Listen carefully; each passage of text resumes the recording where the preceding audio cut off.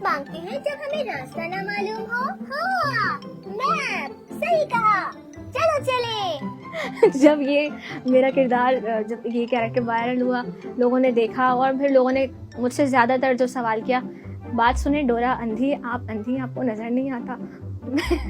मैं बस यही सोचती थी क्या जवाब दूँ। क्या आपको वो एप्पल ट्री दिखाई दे रहा है? कहाँ? किस तरफ? ओह, वो रहा एप्पल ट्री। चलो चले। मेरा नाम है कंजुल ईमान राशिद और मैं 3 साल से डबिंग इंडस्ट्री में काम कर रही हूँ। मैंने खुद में ये टैलेंट पहचाना कि मैं और भी आवाज़ों में बात कर सकती हूँ और अपनी दोस्तों की, टीचर्स की और बाकी सबकी नकलें उतारा करती थी उन्हीं की आवाज़ों में। तो वो खुश होते थे देख के। तो बस मैंने उसके बाद जब मैंने ड्रामास देखे, डब ड्रामास, तो बस उनको देखकर लगा कि ये काम शायद मेरे लिए ही बना है और ये मुझे करना चाहिए। बस फिर मैंने स्टार्ट ले लिया। मैंने जब पहला एक्सपीरियंस किया तो मुझे बहुत अच्छा लगा। ऐसा लग रहा था कि मैं ख्वाब देख रही हूँ। जब मैं माइक पे बैठी हुई होती थी, अपने कैरेक्टर को सामने देख रही होती थी और उस पर अपनी आवाज़ सुनती थी तो मैं कहती थी शायद ये ख्वाब है, क्योंकि मुझे अंदाज़ा नहीं था कि इतनी जल्दी ये सब कुछ हो जाएगा। सीन इंतकाम में मैंने हफीज़ा खाला का कैरेक्टर किया था, तो मैं आपको बोलकर दिखाती हूँ। मिराल, आज तुम्हें शर्म नहीं आती? किस तरह की बातें कर रही हो मेरे सामने? माँ हूँ तुम्हारी, शर्म करो।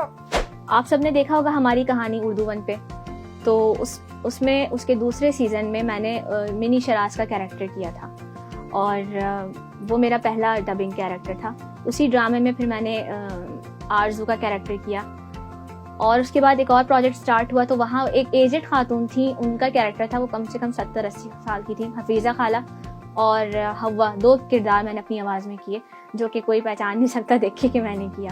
और इसी तरह मैंने फिर बाकी यूनुस एमरे किया, उसमें आईगुल का किरदार किया। PTV के लिए मैंने अर्तुरुल गाजी किया, उस्मान का किरदार किया। अर्तुरुल में मैंने काफ़ी कैरेक्टर्स किए, लेकिन जो सबसे ज़्यादा मशहूर किरदार है उसमें वो है उस्मान का है, चौलपान खातून का है, सुगाय खातून का है। ये किरदार भी मेरी ही आवाज़ में है। बाबा, आप अपने आप को अकेला मत समझे, मैं आपके साथ हूँ बाबा। मैं शिकार पर जाना चाहता हूँ बाबा, आप मुझे शिकार पर जाने की इजाजत दीजिए। मैं आपका एतमाद हासिल करना चाहता हूँ, बस इसीलिए कह रहा था। फिर ड्रामास की डबिंग के बाद जो है वो कार्टून्स की तरफ भी रुझान हुआ। तो किड जोन से मेरा पहली बार जब इंटरेक्शन हुआ, वहाँ मैंने ऑडिशन दिया।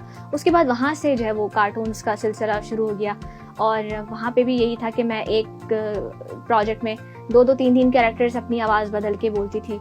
तो उस तरह मुझे अपनी कार्टून्स की वेरिएशंस का भी अंदाज़ा हुआ कि मैं और कौन से कैरेक्टर्स कर सकती हूँ। फिर इसी तरह यहाँ पर भी जब डोरा के लिए भी इसी वजह से मुझे आगे मौके मिले, क्योंकि इस किरदार को जब किया तो वो सबको ही बहुत पसंद आया। पैन पैन, क्या तुम मेरी मदद नहीं करोगे?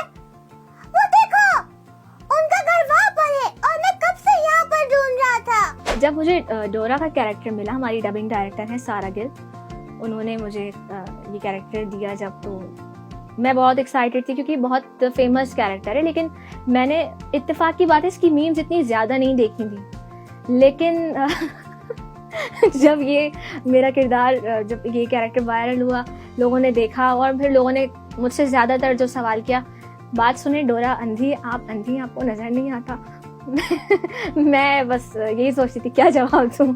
तो हाँ, बाकी कभी कभी मैं भी जब उसको डब कर रही होती हूँ तो मैं भी बाज़ औक़ात बोलती हूँ, यार इसको नज़र नहीं आ रहा, पीछे देख ले, आगे देख ले मुझसे। मैं बार बार मैं क्या बोलूँ ना। तो खैर मज़ा भी बहुत आता है, हम बहुत उसको एंजॉय भी करते हैं, हम खुद भी मजाक कर रहे होते हैं, नज़र नहीं आ रहा ये वो, हम इस तरह की बहुत सी चीज़ें कर रहे होते हैं।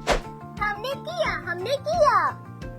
किया, मैंने बूट्स की मदद की, टॉयज ढूंढने में हमने किया, ये हमने किया। मैं देखने वालों को यही पैगाम देना चाहूँगी कि आप अपने बच्चों को कभी प्रेशराइज नहीं करें कि आपको यही करना है। उसका क्या दिल चाहता है उससे पूछें, वो क्या करना चाहता है उससे पूछें, और अपने बच्चों को अपने दोस्तों की तरह रखें ताकि वो आपसे अपनी हर अच्छी बुरी बात शेयर कर सकें और आपको अंदाज़ा हो कि उनकी अगली प्लानिंग्स क्या हैं, वो क्या करना चाहते हैं, और फिर आप उसके हिसाब से उनको कितनी सपोर्ट कर सकते हैं, फिर ये आप पे डिपेंड करता है। और स्टूडेंट्स को और जो लोग देखते हैं, जो चाहते हैं कुछ करना है ज़िंदगी में, तो किसी के भी प्रेशर में आके कुछ ना करें।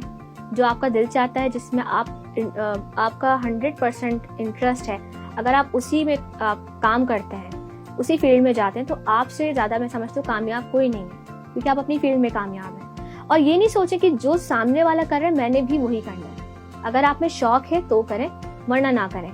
बस उससे मोटिवेशन लें कि उसने कितनी मेहनत से इस मकाम को बनाया और उसने कितनी मेहनत की यहाँ तक पहुँचने के लिए, ये मोटिवेशन लें। बाकी करें वो जिसमें आपका अपना इंटरेस्ट है, नकल किसी की मत करें। यही तो हमारा हिडन टैलेंट है, ये तो किसी ने पूछा ही नहीं।